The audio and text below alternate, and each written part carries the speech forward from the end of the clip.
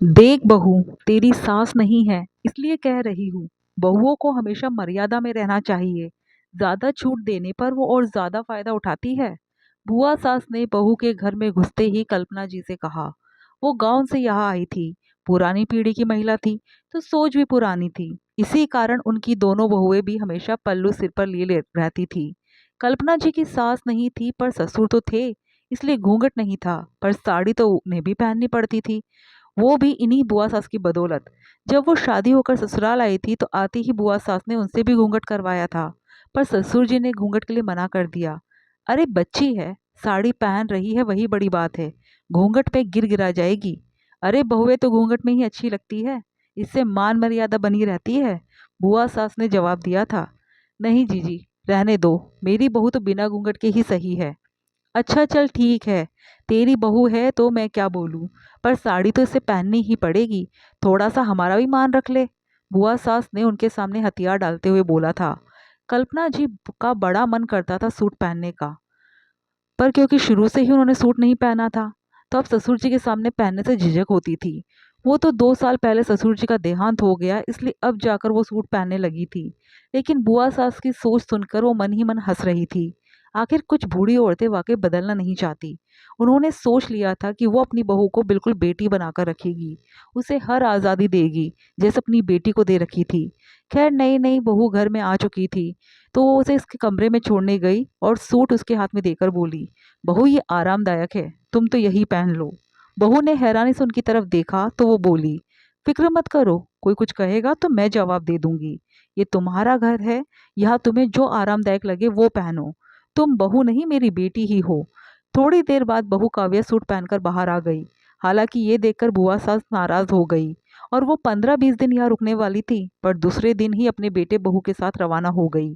पर जाते जाते जरूर कह गई, बहू तूने मेरी बात का मान नहीं रखा ना, बहू को ज्यादा ही सिर पर मत चढ़ा, नहीं तो पछताएगी। सुनकर कल्पना जी ने कुछ नहीं कहा था। आखिर उन्होंने अपना मन मारा है, भला वो अपनी बहू को कैसे मन मारने देती।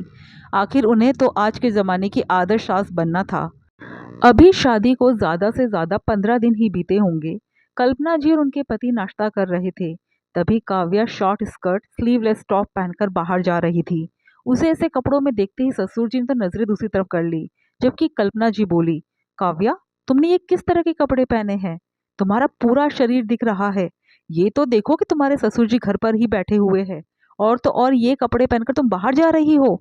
इन कपड़ों में क्या बुराई है मम्मी जी, वैसे आपने ही तो कहा था कि मैं अपनी पसंद के कपड़े पहन सकती हूँ, तो मैं तो इसी तरह के कपड़े पहनना पसंद करती हूँ, काव्या ने ढीठ बनकर कहा। बहू मैंने तुम्हें तुम्हारी पसंद के कपड़े पहनने को कहा था, तो मुझे नहीं पता था कि तुम्हें इस तरह के कपड़े पसंद है। तुम्हारी शादी हो गई है तो कम से कम हमारे परिवार की मान मर्यादा के हिसाब से तो कपड़े पहनो। हमारे घर में तो इस तरह के कपड़े कोई नहीं पहनता, लोग तुम्हें इस तरह के कपड़े में देखेंगे तो क्या कहेंगे।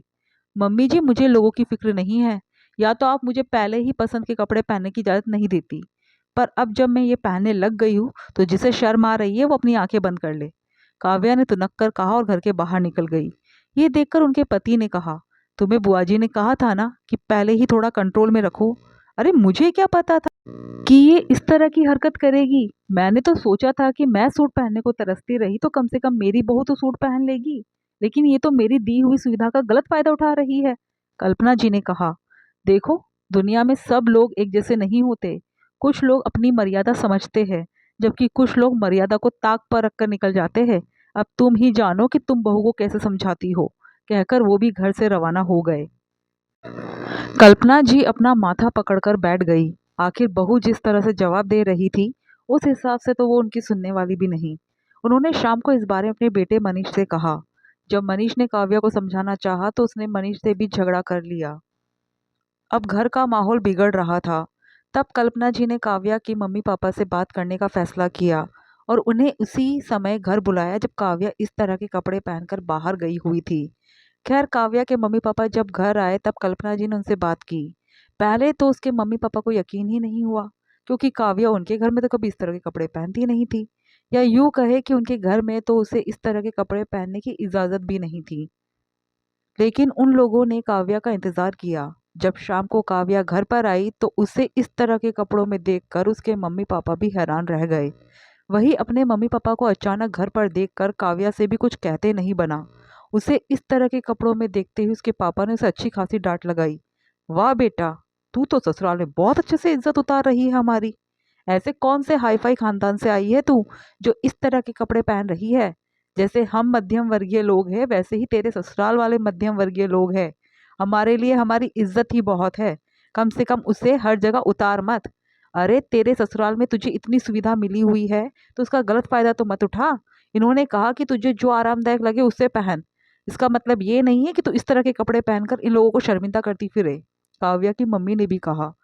अपना ससुराल खुद ही बिगाड़ने पर तुली हुई है। याद रख, अगर ससुराल से बिगाड़ कर घर पर आई तो तेरे लिए हमारे घर में कोई जगह नहीं है। पापा ने गुस्से में कहा तो काव्या से कुछ कहते नहीं बना। अब खड़ी खड़ी देख क्या रही है, जाकर ढंग के कपड़े पहन कर आ। काव्या की मम्मी ने डांटा तो काव्या फटाफट अपने कमरे में गई और कपड़े चेंज किए। उसके बाद उसके मम्मी पापा उसे अच्छे से समझाकर वहां से रवाना हो गए। उसके बाद काव्या ने कभी इस तरह की हरकत नहीं की। आखिर वो जानती थी कि मम्मी पापा अब उसका साथ नहीं देंगे।